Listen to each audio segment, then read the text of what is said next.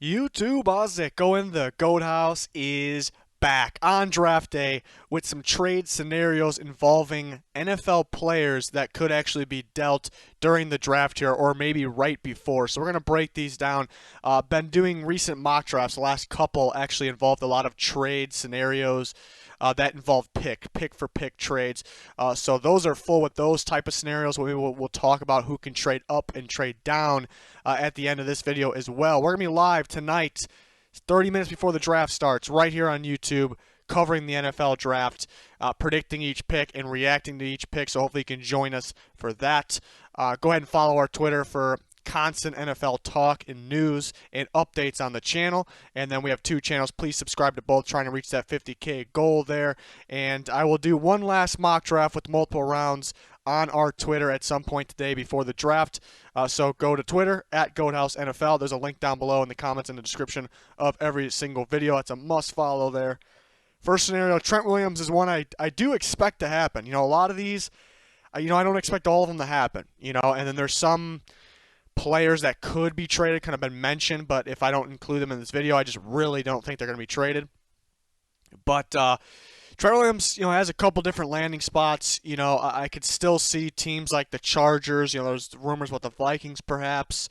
But I'm feeling the Browns here. Feeling the Browns. I think it's a second-round pick for Trent Williams. I also sent a seventh-round pick back to the Browns.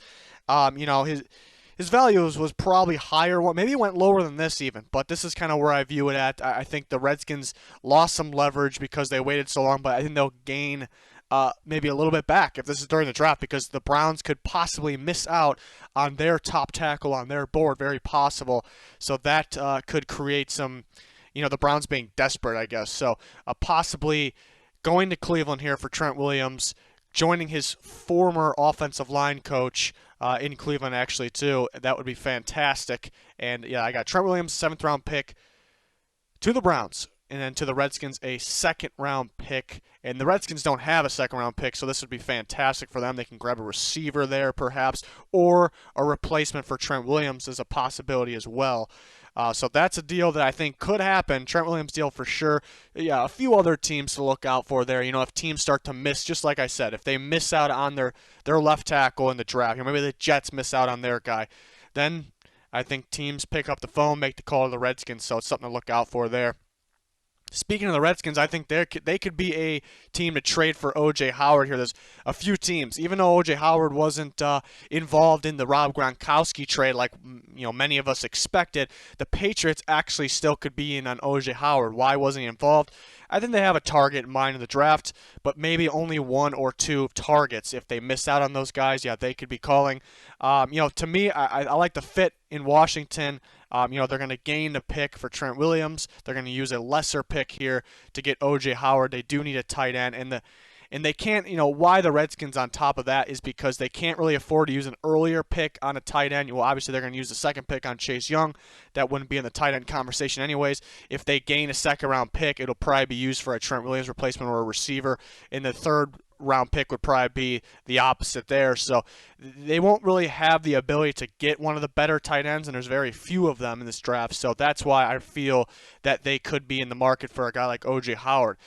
Trade deadline last year, the Buccaneers wanted a second-round pick. Nobody was giving that up. I think maybe the value went down to around a third-round pick, during this offseason, and them just trading for Rob Gronkowski, kind of needing to move on from a tight end, perhaps, then that made the value go down maybe a little bit more. I don't see them accepting anything under the fourth-round pick here. And then that would mean they get the fourth-round pick from back, I guess, from losing one to Rob Gronkowski. So that would be an ultimate win for the Buccaneers there. But O.J. Howard would be a better and cheaper option, a better option than anybody that the Redskins can find in the fourth round as well. Moving on, Yannick Ngakoue, at the end of the day, I don't think he gets traded because I think too much needs to happen. Even with this deal, a lot needs to happen. And I've used this in a scenario way back. I've used it in a scenario on Twitter. This one just kind of popped in my head a while ago.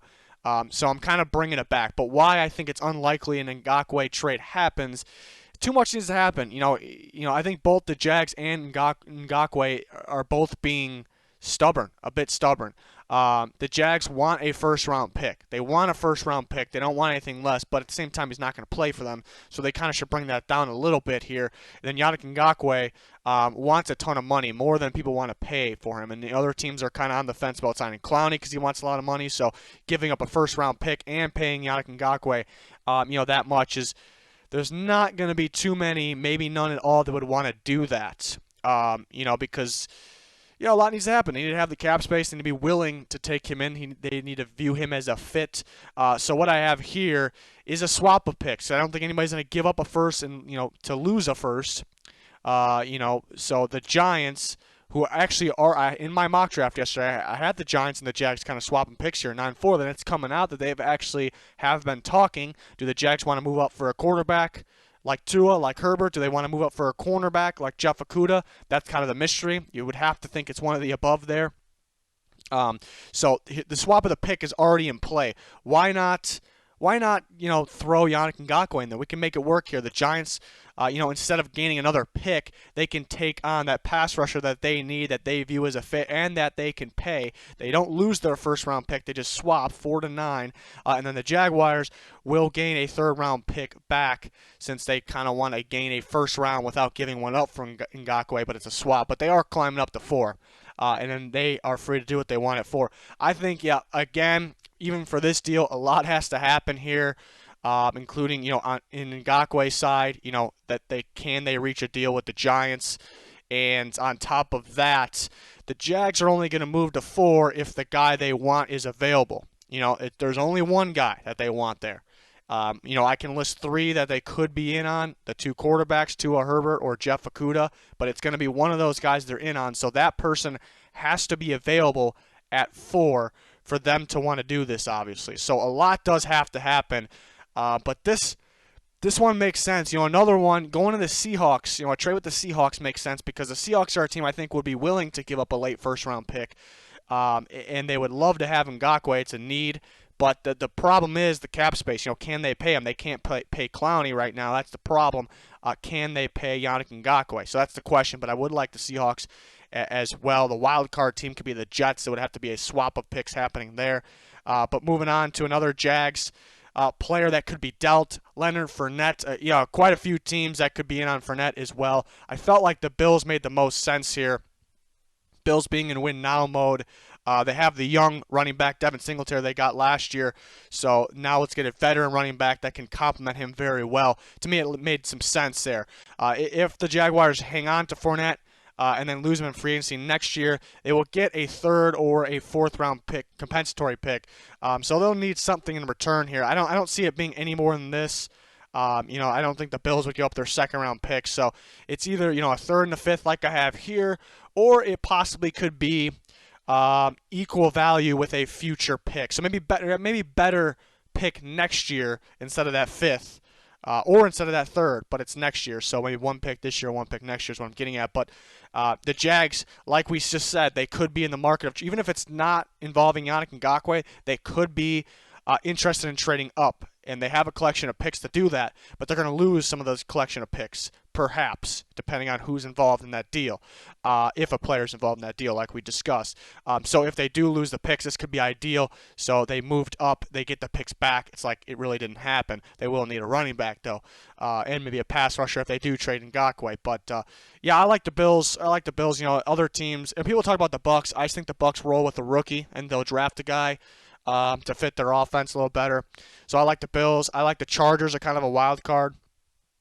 Definitely a wild card team there. So, and the Lions. So I like the Lions as well. So those 3 teams. I mean, he would do well with complementing, Miles Sanders with the Eagles as well. So I guess that would be a D wild card team for Leonard Fournette. Well, we'll see. But next deal, this one. Just randomly thought about. If you follow me on Twitter, I was kind of talking about this randomly. Somebody asked me if you think Chris Jones gets traded, and I'm thinking in my head kind of what I believed all along. No, I really don't. And then I'm kind of thinking about who could they trade him to, and I still think it's very unlikely. But and the reason it would be unlikely is because, he's a top-tier player. I think Chris Jones is an elite player. I think he's a dominant player. Saw it, when he's on the field in the Super Bowl, and he's very young still. And that being one, and that kind of goes into they need to get the right value back. They're not just going to give him away. Even though they They could sign him long term. They will have him this year no matter what. Even though they could, um, you know, trade him at a different point or lose him in free agency. Yeah, we'll just say they lose him in free agency. You want to get something instead of nothing, but at the same time, you still want to get the value back. You want to get the correct value because he's a really good player, and you're helping another team out here. So that's, and then they don't really want to send him to an AFC team. You team like the Titans kind of pop in my head, but the Chiefs just played him in the AFC Championship last year. I just don't think they want to send him to like kind of a team they may have to see because this guy's a dominant force. They just don't want to see him. But if they get the right compensation back, then perhaps. So basically, they would prefer to send him to an NFC team. But the NFC teams that you look at, they either don't have the need, they don't have the cap space. Like it really doesn't work.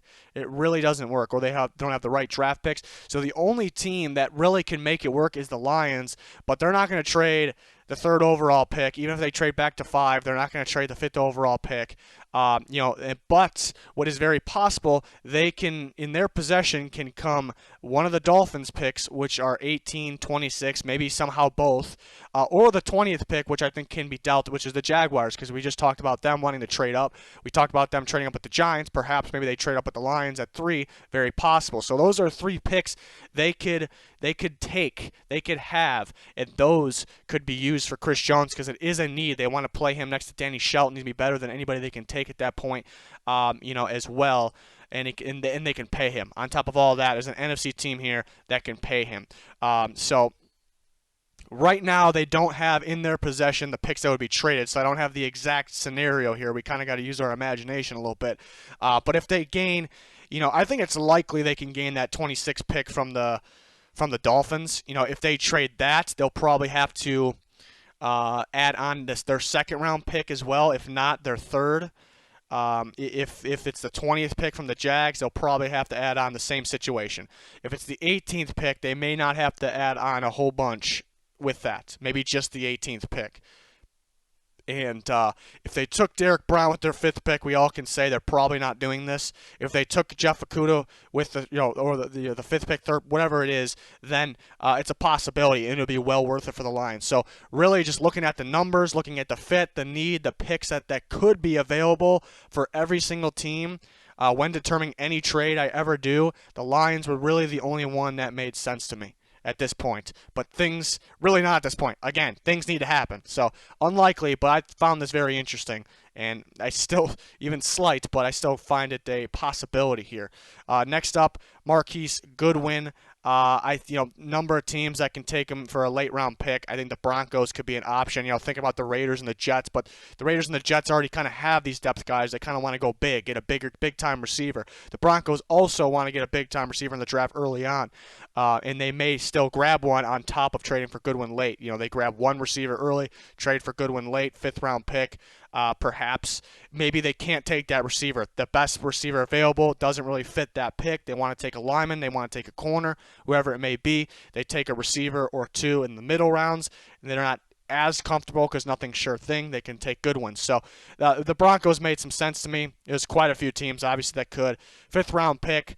I honestly rather hang on to the 5th round pick because there's a really deep class here, and Goodwin has the injury concerns. If he's healthy, he would be better than the 5th round pick, but because of that, I personally wouldn't trade that. There's some people talking about 3rd round. I just do not see that. I'm not sure what people are coming up with that.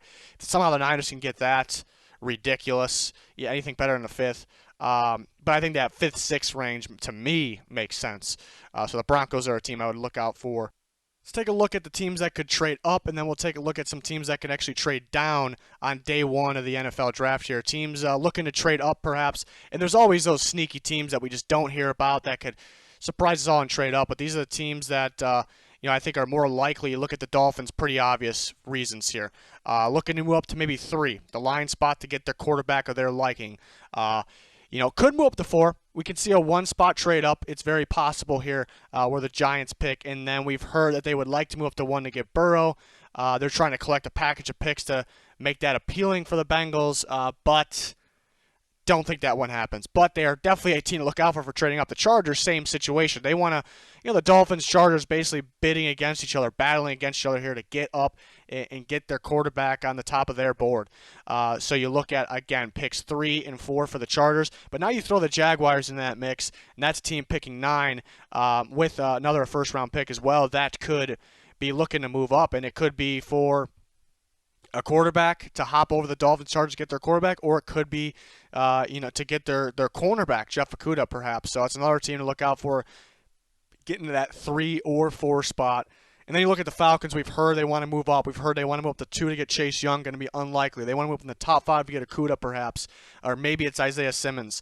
Or they want to move up in the top 10 to get C.J. Henderson or Javon Kinlaw. So Falcons have been thrown out there a lot for the trade up with multiple different prospects. So definitely a team to look out for. The Broncos would like to get one of the top receivers. They could hop over the other receiver needy teams and pick their receiver there to make sure they get one.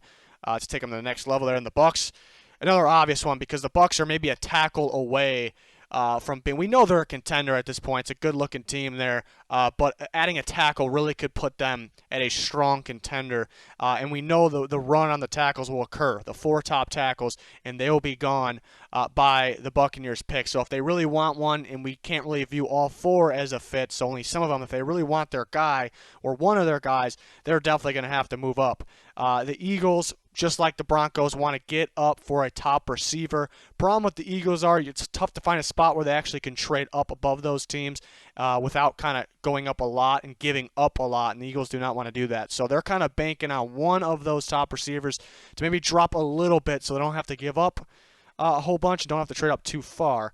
The Patriots, there's some teams ahead of them. Look at the Dolphins, the Jaguars, where they pick if they still didn't take a quarterback yet, and there's teams behind them, the Saints, the Colts, multiple teams that could trade up ahead of them to get a quarterback. If the Patriots are in on a quarterback, which is a mystery at this point, they may need to move up, and the Colts could be on the going up in the first round to get. You would think a quarterback, but a receiver would be a sneaky one there. So the Colts could trade their way back into the first round. Which teams could be trading down? The Lions and the Giants, for obvious reasons. They're looking to move back. The Lions, why do they want to move back from 3? They can move back a few spots, gain some good picks, I should add, and still get their target, perhaps. The Giants, same situation. They want to move back, looking at the Dolphins, the Chargers, but mainly that Jaguars spot, like we talked about, that 9th overall pick, so they can move up back to there. The Browns can move back because they feel they can get alignment of their liking down there a little better, middle, maybe late first round, but they're going to wait and see because they definitely have somebody higher on their board out of the tackles. Their belief is that person might be gone and they don't want to trade up, so they're going to wait and see to see who's on the board. Panthers and Cardinals kind of in the same boat for me. They picked 7 and 8 anyways here, so right next to each other, 7 and 8, but they're pretty similar because they would like to move down because they want to fill more holes, and they obviously want more picks to do that, but they kind of are getting the layouts ready for those trades, but they're not ready to jump all in on that. They want to see if a player, for the Panthers' sake, Derek Brown, Isaiah Simmons, if they're there, they might be in one of those players. The Cardinals, if a Jedrick Wills falls, they may be in on a right tackle like that. So kind of a wait and see there. And then I think 2 teams that are also in a similar boat here, the Niners and the Vikings, who have 2 first-round picks. They can move back with either of those. The Vikings are kind of known for doing that, and they may choose to do that once again. The 22nd pick is kind of a prime spot, too, for a team to come up and get a quarterback, so we'll see what happens there. And then they got the Seahawks, who another team that likes to trade back. They haven't had a whole bunch of success with their first-round picks, so they could look to add more picks there, move down early second. Titans and Chiefs are teams I haven't really heard much on that, but I kind of would have a feeling on it. The Titans want to add more picks, and they could move back a little bit to early second. And the Chiefs have no cap space. Usually teams, good teams that have no cap space, will move back out of the first round and gain more picks because it'll actually be cheaper and you get more players to kind of fill those depth spots because you're not able to sign as many players, veteran players, current NFL players as everyone else because you have very little cap space. So that's usually a strategy. I haven't heard anything on that, but I would watch out for that there. Gain more cheaper picks. They could actually trade back again once they get into the second round as well. We've seen teams do that in the past. So there's a bunch of scenarios, a bunch of teams we can watch out for trading up or down. There's a whole bunch of other pick-for-pick scenarios in the most recent mock draft videos. There's a couple of them. I'll do a final mock draft on our Twitter in a little bit here, actually, if you're listening to this when I'm uploading it. And then we'll be live tonight. It's going to be a lot of fun there, so join us right here on YouTube. Please subscribe. Click that like button. Comment with your trade scenarios of the draft or what you're looking forward to see. That's going to do it for this one. Thanks for watching. Goodbye.